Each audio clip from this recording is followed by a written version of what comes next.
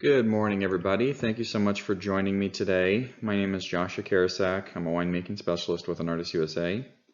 This webinar presentation is going to be about yeast selection for Sauvignon Blanc. If you've never been to one of our webinars before, it's a pretty simple format. I'm going to present on this topic for the next 20 to 30 minutes. During the presentation, we'll ask that you refrain from asking any questions in the chat box or using the chat box for general discussion. At the end of the presentation, we will host a question and answer where you can ask me any questions about the topic or about the presentation. And then this is going to be a recorded session, so you can find it on our YouTube channel after the fact if you ever want to go back and reference any of the information. And just in case you lose connection, you can prompt in the chat box if you're having connectivity issues, and we'll have somebody help you with your connectivity issues at that time. So with all of that information, let's go ahead and get started with the presentation. So the agenda for today, we're going to talk about phthalate compounds first. We'll talk about yeast enzymatic activity. Then we'll talk about the Enartis firm range for Sauvignon Blanc and introduce a new yeast that we have in our portfolio. And then finally, we'll talk about some Enartis protocols for phthalate styles with respect to Sauvignon Blanc. So thiols, if you aren't familiar, are aromatic compounds. They contain a sulfhydryl group, which is a sulfur and hydrogen atom bound together. So they're similar to an alcohol with the exception that the OH group on an alcohol is replaced with a sulfhydryl group. So thiols can be positive or negative aromatic compounds. The more negative ones are things like sulfides that are mercaptans or disulfides that are related to sort of garlic or onion aromas. But there's also a lot of really positive thiols as well. So in particular to Sauvignon Blanc is rich in a lot of thiols. So three commonly seen ones are 4-MMP, 3-MHA, and 3-MH. I'll refer to these thiols by their short name rather than their full scientific name.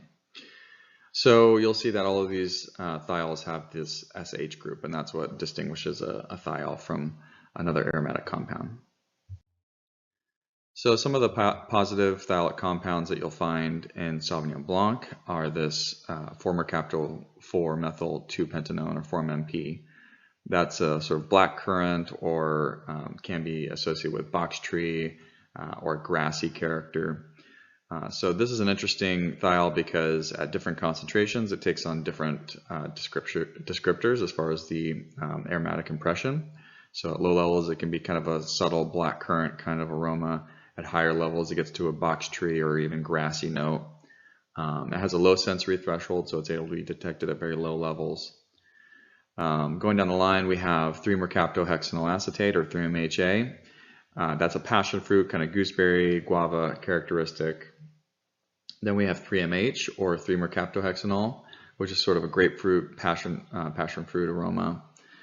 Then as we go down to the next one is a benzyl methane thiol, or BMT. That's a gunpowder or flint character. This one is a little bit of an oddball among the group as it's only common in certain styles of Sauvignon Blanc, but it does contribute this sort of interesting gunpowder note. So that's more common in like more mineral style Sauvignon Blancs. And then 2-furfural is FFT. It's a roasted coffee kind of characteristic. And you'll also find that one in more mineral driven style Sauvignon Blancs. So thiols can range from this sort of fruity black currant note to grassy to passion fruit or grapefruit to gunflint and coffee. So it's a very diverse it's a very diverse classification of aromatic compounds. And these are all found typically in different styles of Sauvignon Blanc. We'll talk more about the different styles and how we can achieve those styles using yeast selection and other enological tools later in this presentation, but I just wanted to introduce some of the different kinds of thiols here. There's also many different kinds of thiols that I'm not mentioning here. These are just the ones that are most commonly discussed in the winemaking world. So how do we get these thiolate compounds in Sauvignon Blanc? Well, it starts with the Sauvignon Blanc in general, which has aromatic precursors present in the skins and in the juice of or pulp of the the berries. So it's usually present in the sense that there is a cysteine or glutathione component, and then that is bound to the aromatic thiol component. And so this is a non-volatile compound. It's present in the skins or in the juice, and it's there in the juice prior to fermentation, and it's typically bound to a cysteine or a glutathione. Then during fermentation, once the yeast starts to ferment, it'll basically take up these compounds during the alcoholic fermentation, and it will break off the cysteine or glutathione component of the precursor, and then it will release the volatile fraction of that precursor, and that's the sort of aromas we're getting during fermentation. The aromatic bouquet of the wine is sort of forming at that point. So these thiols are sort of a byproduct actually from the aromatic precursor, where the yeast is taking a component that it's looking for, either the cysteine or the glutathione. And then we end up with a certain aromatic profile based off of the precursors and the specific yeast itself. So the process of releasing these thiols happens within the yeast and depends on enzymatic factors within the yeast as well. So really the expression of the fermentation bouquet comes from yeast genetics and thiol expression through those genetics. So the yeast will have a set of genes, and those genes will encode for different enzymes, and those enzymes have different activity that will generate a different aromatic profile. So the common enzymes that we're looking at are beta lyases, which release the thiols from the precursors, or acetyltransferase, which basically transfers an acetyl group from one compound to another. So it'll turn 3MH into 3MHA. So what we're looking at when we're looking at yeast genetics is we're looking at that these gene differences between the yeast leads to different enzymes that are produced, and those enzymes are going to lead to different aromas that are produced out of the fermentation. So some yeasts are going to have certain enzymes that are able to release precursors that others are not going to have. So as we're developing on this topic, there's one specific gene that's of interest to this presentation that is important for us to discuss, which is the IRC7 gene. So this gene encodes a specific beta lyase that releases 4-MMP, which is one of the thiols I mentioned earlier that's related to blackcurrant or grassy characteristic or boxwood. This specific gene has different versions that appear in different strains of yeast. So there's a long version, which is a complete gene that leads to the production of an enzyme that's able to release 4-MMP. So the longer version is the complete version, and then there's a short version, which is common in actually many more wine strains that are on the market, that has a deleted fraction that basically leads to an enzyme that is less efficient at this process of releasing this precursor thiol. So what we're looking at is that there's two different versions of this gene present in yeast. And a yeast can be either homozygous for both having long versions of this gene, so it can produce a lot of enzyme that's able to release this 4-MMP, or it could be that they are homozygous for the short version, which means they only have this short version which doesn't produce any of this 4-MMP because the enzyme it's producing is not efficient. Or there can be somewhere in between where they have some expression of this gene in the long version and some in the short version, and that would be the heterozygous kind of version. So if we're looking to maximize the production of this 4-MMP, we're looking for a yeast that has 2 copies of this long version of this gene to produce a lot of enzyme for the 4-MMP release. So this is looking more towards producing wines that are more grassy or have that boxwood character. So when we started to look at producing yeast that made more of this grassy characteristic that is common among Sauvignon Blanc producers, we started to identify and look for yeasts that were expressing this IRC7 gene. And one of the ways that we did this is through verification by looking at the proteins produced from various yeasts within our ranges, but also looking at lots of wild type yeast strains and finding one that has this, this IRC7 gene variant. And that's where Q4 came along. So we're now introducing a new yeast into our strain, which is the Q4, that does express this gene and the variant that produces, it's basically the long version of this gene, so it produces a lot of this FORM-MP as a result of it. So the Q4 basically has 2 copies of this long version of the gene and produces a lot of FORM-MP. You'll see as it compares to our ES181, our ES181 is heterozygous for this gene, so it has some production of FORM-MP. And then you look at our aroma white or our Q9, those are both homozygous for the short version. They don't actually produce any of the enzyme for FORM-MP production, so those ones are not going to produce as much of that grassy characteristic. So this is just kind of looking at how these different yeasts express this gene specifically. When we compare the Enartis Firm Q4 to other yeast strains on the market that are used for Sauvignon Blanc, we can see that the FORM-MP production is much higher than other strains that you see in the market. So there are also other thiols that are produced from the Q4, but in particular the FORM-MP is elevated compared to other commercial strains. So this is really a yeast that can be used to enhance grassy profile or produce more of that boxwood or blackcurrant aroma.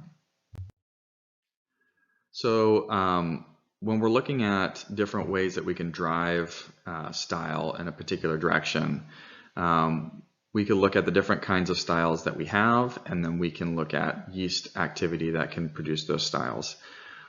So for more typical tropical kind of citric or citrus profiles, we can look at the aroma white. So that's one that has a lot of beta lyase activity. It's able to produce a lot of grapefruit or passion fruit activity. It's able to produce a lot of grapefruit or passion fruit kind of aromas, but doesn't have a lot of FORM-MP. So that's one that we could use for more that tropical kind of citrus note.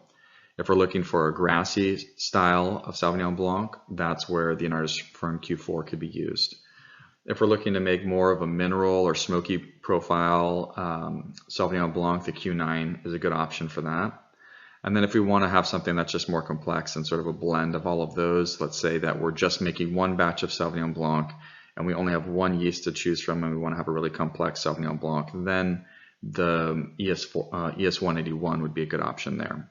But if we're looking to maybe do some blending, or if we're looking to drive in a very particular style such as grassy or tropical or mineral, then we can have some options as far as what kind of yeast we can use.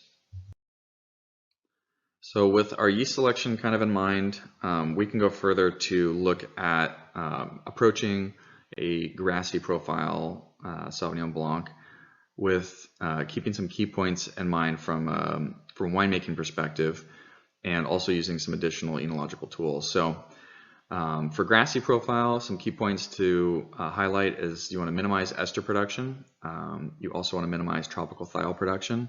So those 2 compounds can obscure or draw away from the grassy kind of characteristics that you might be looking for. So to minimize the ester and tropical thiol production is important. Also, you want to extract as much FORM-MP precursors from the skins and from the fruit itself, and then use the proper yeast to be able to release the FORM-MP is also important.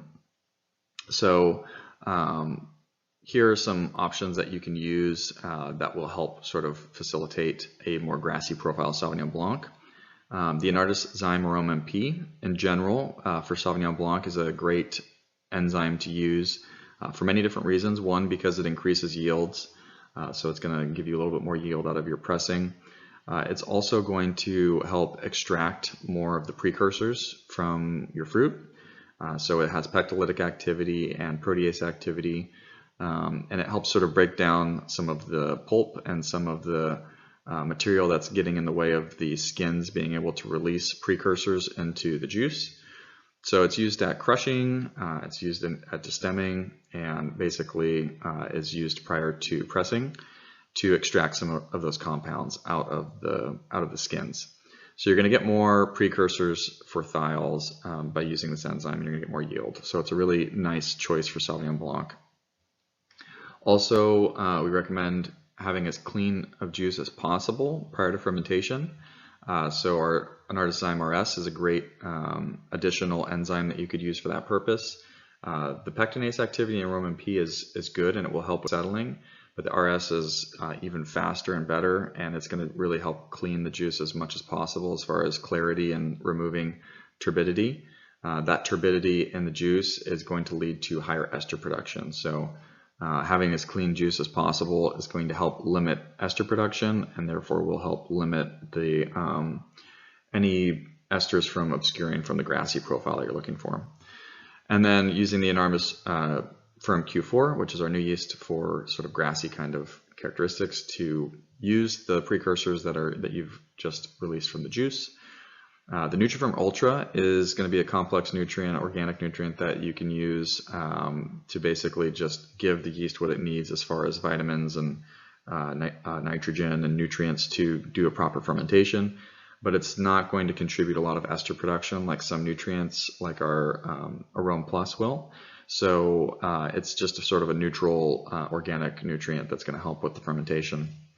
And then temperature-wise, lower temperature, 14 to 16 degrees to, again, further limit the ester production. And then you can use something like Enartis Pro Blanco, which is a glutathione-containing inactivated yeast. And that's going to help protect any thiols that you produce during the fermentation, because you don't want those to oxidize. The Pro Blanco is also going to help with the mouthfeel and acidity of the Sauvignon Blanc. Sauvignon Blanc can be quite acidic at times. And the Pro Blanco, what it's going to do is it's going to help sort of spread out the acidity so that you end up with a wine that has a longer finish, but doesn't have that tart sort of bite in the beginning of the perception. So the Pro Blanco is good for that purpose. Another note here that Q4 is copper sensitive. So for juices that might be high in copper, you may need to treat with something before using the Q4. Now, high copper levels are not very common. Some, let's say, organic vineyards might have very high copper levels if they're spraying with a lot of copper as a fungicide.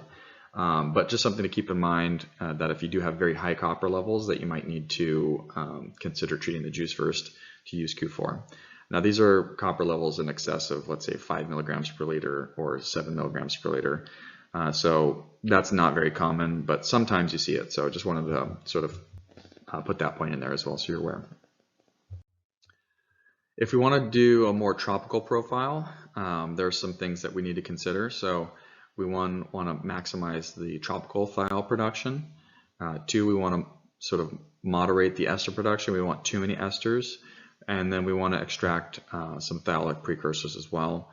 And then use a yeast with beta lyase activity. So something that's going to be able to liberate some of those thiols, the 3-MHA and the 3-MH from the precursors as well. So again, the Zyme Aromatic P is great for that purpose as far as extraction of precursors. You could use the Zyme RS again to further clean the juice because you don't want too many esters produced. The Pro Blanco again is going to be good to increase the 3-MH and 3-MHA production, so it's going to help increase the thiols because of the glutathione in there. And then either the Aroma White or the ES181 will work for this purpose. The Aroma White is going to be a little bit more on the kind of floral tropical note, where ES181 is going to have a little bit more citrus kind of characteristic and a little bit more complex. I think if you're going for something that's going to be just a good all-around Sauvignon Blanc yeast, and you're not looking for a particular style, driver, then the ES181 is a great choice. If you're looking for something to be a little bit more tropical, a little bit more floral, then the Aroma White is going to be a good choice there. And then the Nutrifirm Energy is just sort of, again, an organic nutrient that'll help bolster the fermentation. And then cooler temperatures, 14 to 16 degrees. Another thing here, ES181 can be copper sensitive as well, so same as the Q4, just keep that in mind. When we're looking at making a Sauvignon Blanc with a more mineral profile, there are some other key points that we want to consider. Very low ester production. Esters will definitely draw away from a more mineral perception of a wine. So if you want your wine to have a more mineral perception, which tends to be lack of sort of fruity notes, lack of floral notes, then you want to go for very low ester production. You want to have good precursor extraction, and you want to use a yeast with beta lyase activity for those specific sort of gunflint or roasted coffee notes. And so for that protocol, we recommend, again, the Aroma MP. So basically, if you're using Sauvignon Blanc, Aroma MP is going to be a great choice for you because it's going to help with the extraction of those phthalate precursors. Zyme RS, once again, to clean the juice. Very low ester production is what you're looking for. The Q9 is going to be the yeast selection for this style of profile because it, again, maximizes that those thiols that are related to gunflint and roasted coffee. And then the Nutrifirm Ultra, again, low ester production is what you're looking for. You can use DAP if necessary in the middle of fermentation to kind of help push the fermentation a little bit more. And then lower temperatures to avoid the ester production. 13 degrees, you can probably go a little bit lower, but 13 degrees is probably good. And then Pro Blanco, once again, because of that antioxidant protection of the thiols, and because it just helps with the mouthfeel and sort of with the acidity. So as a general recap, there are plenty of different directions you can go with your Sauvignon Blanc. If you want a more tropical character, the Aroma White is a really good selection. If you're looking for a mineral characteristic, the Q9 is a really good choice.